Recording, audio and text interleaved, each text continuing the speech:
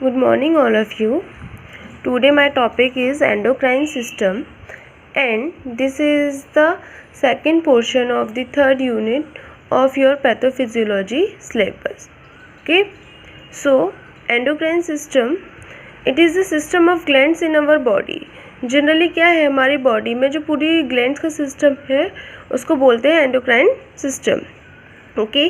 अब ग्लैंड्स क्या होते हैं? ग्लैंड्स ऐसे ऑर्गन्स होते हैं जो कि आपके हार्मोन्स को रिलीज़ करते हैं.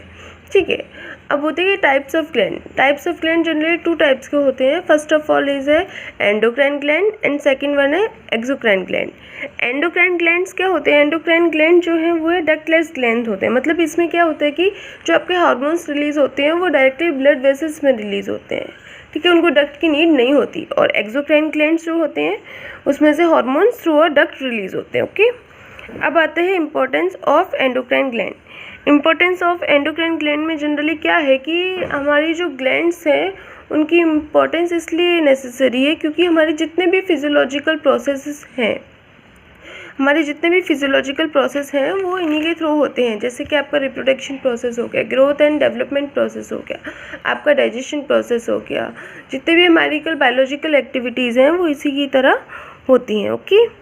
अब आपका आता है सेकंड पोर्शन, वो है आपका हार्मोन्स. ओके. हार्मोन्स में बेसिकली क्या है कि हार्मोन्स क्या होते हैं? फर्स्ट ऑफ ऑल हार्मोन्स आपके ऐसे केमिकल मैसेंजर होते हैं जो कि आपके ब्लड में रिलीज़ होते हैं और एक स्पेसिफिक एक्शन शो करते हैं. एक पर्टिकुलर हार्मोन एक पर्टिकुलर साइट पे जाके बाइंड करता है, देन एक स्पेसिफिक एक्शन देता है.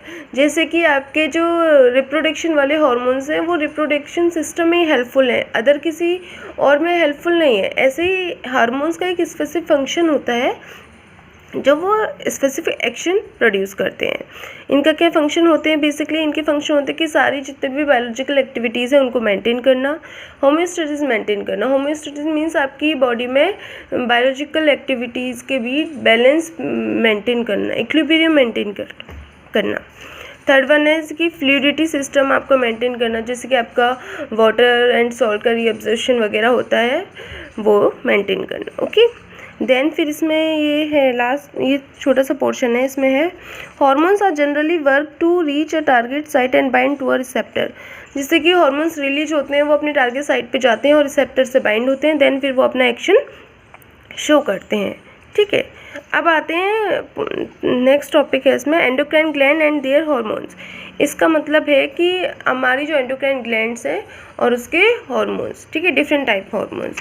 तो उसके हार्मोन्स क्या क्या हैं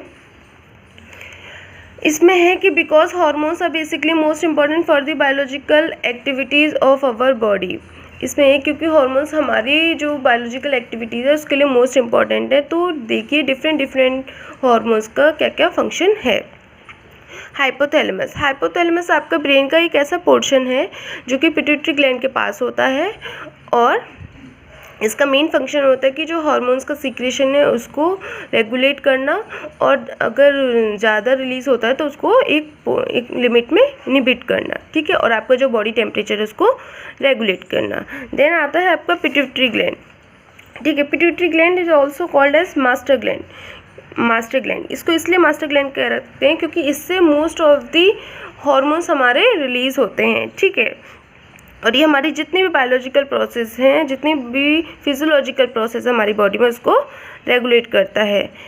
it is generally have 2 parts. इसके 2 पार्ट्स हैं, anterior pituitary gland and posterior pituitary gland. Okay.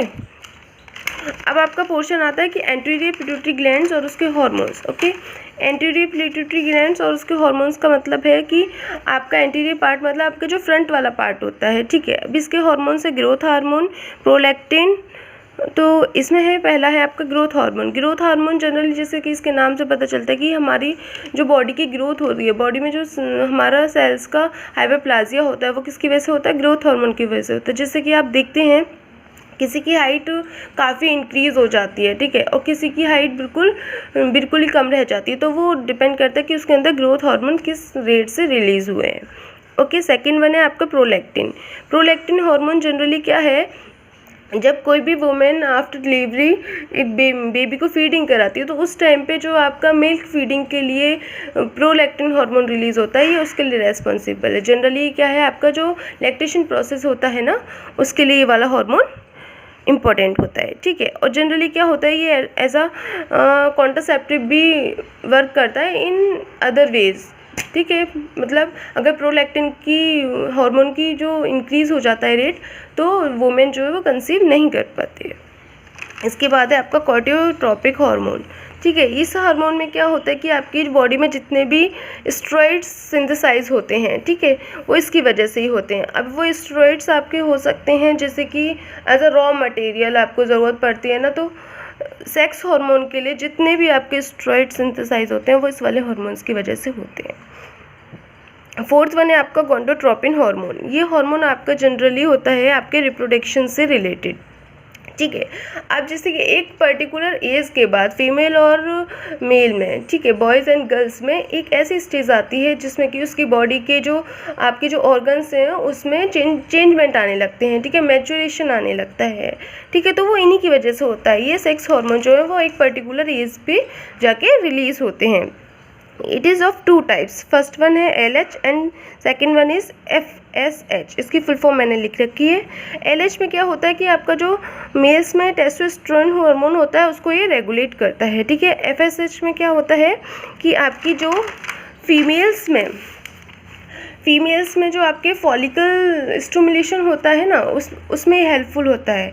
जैसे कि आपका मेंस्ट्रुएशन साइकिल जो बैलेंस रहती है वो उसको रिलेट करता है। मतलब जितना भी फीमेल का रिप्रोडक्शन सिस्टम से जितनी भी एक्टिविटी हैं उन सबको FSH मेंटेन करेगा। जैसे कि आपका एवोल्यूशन प्रोसेस हो गया, ओवम प्रोड्यूस हुआ, ओवम प्रोड्यूस होने के बाद देन वो स्पर्म और ओवम का इंट्रैक्शन हुआ, उस पूरे प्रोसेस को कौन मेंटेन करेगा? FSH, okay. देन ये आपके कंसीविंग में भी हेल्पफुल होगा, ठीक है। अब आपका ये जितने भी हार्मोन्स थे ये सब आपके हो गए एंटीरियर पिट्यूटरी ग्लैंड्स के, ठीक है। अब सेकंड पोर्शन आपका बचा था वो था पोस्टीरियर पिट्यूटरी ग्लैंड्स हार्मोन, ठीक है। उसमें दो टाइप्स के हार्मोन है, ऑक्सीटोसिन और वेसोस्प्रिन, ठीक है। तो ऑक्सीटोसिन में क्या है, ये आपका one of the most important hormone है। जैसे कि आपका डिलीवरी टाइम होता है, तो डिलीवरी टाइम पे क्या होता है कि आपकी जो मसल्स का रिलैक्सेशन होता है फीमेल बॉडी में, ठीक है, तो वो इसी की वजह से होता है, जिसकी वजह से आपकी डिलीवरी स्मूथली हो जाए, ठीक है। तो ये आपका हेल्पफुल किस में होता है? यूरेटस की जो आपके मसल्स हैं उनको रिलैक्सेशन प्रोवाइड करता है, ठीक है। और सेकंड वन इज़ ये आपकी जो आपकी फीलिंग्स और इमोशंस होते हैं जनरली उनको भी मेंटेन करता है, मतलब रेगुलेट करता है आपकी बॉडी में। वेसोस्प्रिन में क्या है, it is called as anti diuretic hormone. Anti diuretic hormone इसको हम बोलते हैं। तो first of all what is diuretic? Diuretic hormone वो होते हैं जो कि आपके यूरिन का जो वॉल्यूम है उसको मेंटेन करते हैं, ठीक है। जैसे कि आपका this hormone regulate the urine elimination from the body, मतलब आपकी जो बॉडी में से यूरिन एलिमिनेशन होता है वो किस रेट पे हो रहा है और कितना हो रहा है उसको मेंटेन करता है, ठीक है। जैसे कि the main work is to facilitate the work and self reabsorption. आपकी जो किडनी में आपके जो नेफ्रॉन में प्रोसेस होते हैं सॉल्ट का रीअब्जॉर्प्शन वगैरह, उसको ये रेगुलेट कर रहा है, ओके। Thank you.